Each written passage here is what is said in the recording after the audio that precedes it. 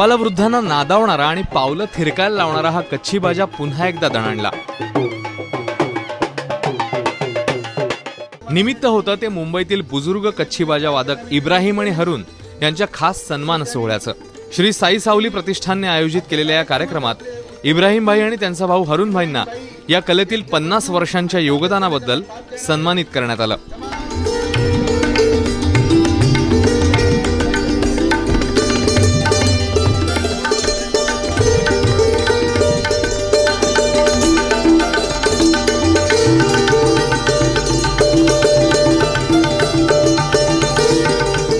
कार्यक्रमाची संकल्पना गेले 35 वर्ष आम्ही हे सामाजिक जीवनामध्ये चालवतो आणि यांना बघतोय तर अलीकडच्या काळात असहिष्णुता हा शब्द चालतो, तर आम्हाला आश्चर्य वाटते की बोले एवढं सर्व आपल्या लोकांवर काय होते।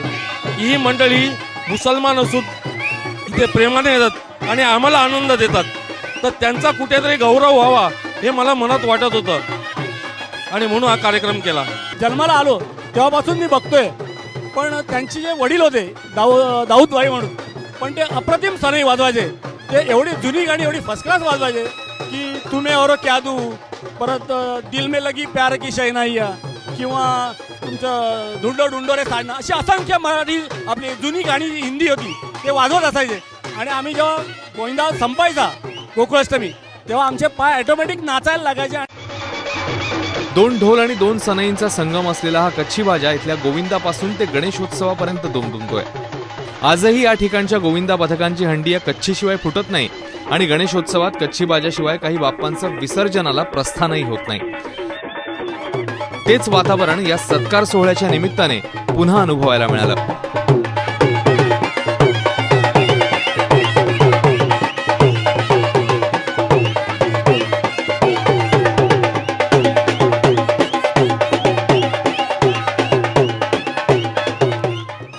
मी आज गेले 50 वर्ष इब्राहिमची कच्छी बाजा ऐकतोय। शाळेत असल्यापासून आम्ही त्यांची कच्छी बाजा जिथे जिथे असेल तिथे तिथे नाचायला जातो। आज मला खरोखर आनंद होतोय की अशा माणसाचा सत्कार दिलीप नाईक यांनी केला आणि एका सामान्य माणसाला प्रतिष्ठा प्राप्त करून दिली। खरोखर मी सांताक्रूजहून खास जेव्हा मला कळलं की यांचा सत्कार आहे त्यावेळेला इथे आलो।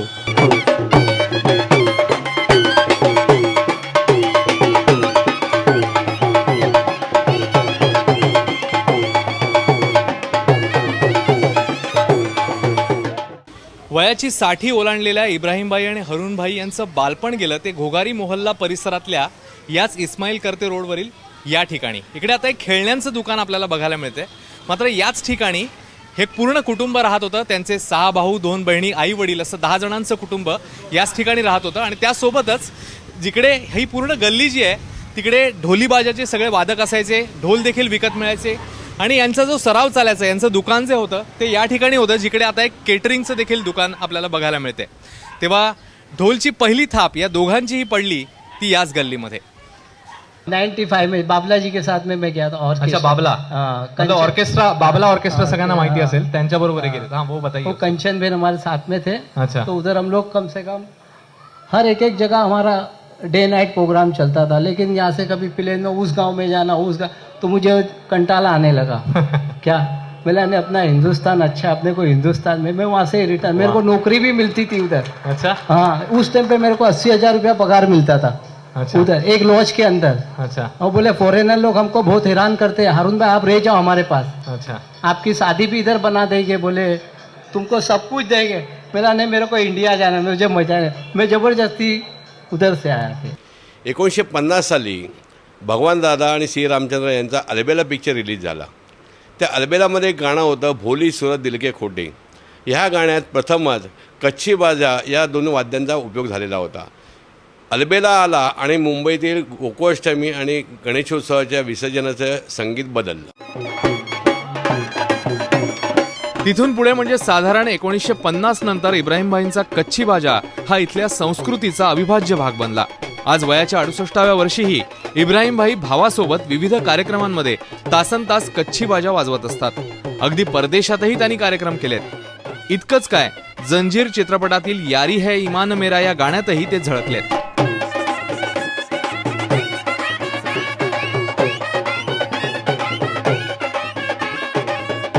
दुकान थी ना घाटी गली में, हाँ तो ढूंढते ढूंढते आया था एक आदमी, अच्छा मतलब वो फिल्म लेन का दलाल के हिसाब से था। हाँ तो बोले इब्राहिम भाई यार हमने आपका नाम सुने, आप क्या पिक्चर में आएंगे उधर बजाने? मैं बोला क्यों नहीं आएंगे, जरूर आएंगे। तो वो बोले ठीक है, बोले मैं कल आता हूँ, आपको कल चलना है। बोला ठीक है। तो यहाँ से बिल्ली बाजार से टैक्सी करके आर के स्टूडियो में गए हम लोग। उस जमाने में 17 रुपया बिल होता था टैक्सी का। सध्या डीजेचा ढणढणाट हा मिरवणुका आणि समारंभांमध्ये सतत पाहायला मिळतो. मात्र याही काळात इब्राहिम भाईंच्या कच्छी बाजाची क्रेज बघायला मिळते.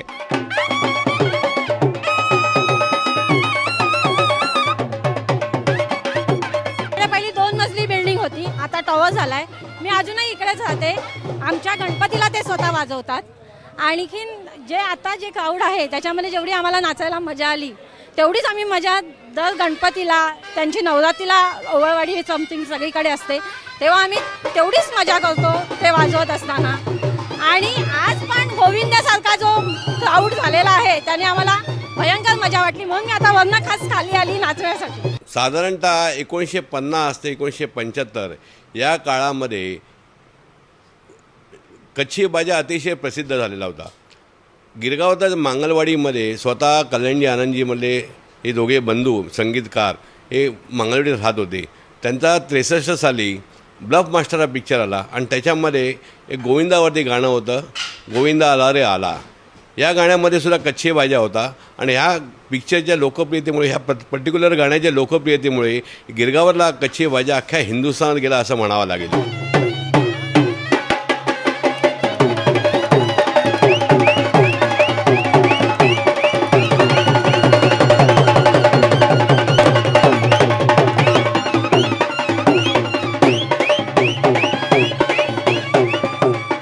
आजच्या या टेक्नोसॅव्ही युगात सारं काही एका क्लिकवर आलेलं असताना इब्राहिम भाई आणि हरून भाईंसारखे कलाकार ही कला जोपासण्यासाठी तासनतास वयाची 60 उलटल्यानंतरही मेहनत करतायत. कलेला कोणत्याही जाती धर्माच्या सीमारेषा नसतात. ही कला त्या कलाकाराच्या आतून ओतप्रोत वाहत असते आणि कलाप्रेमीच्या मनात, हृदयात घर करून बसते.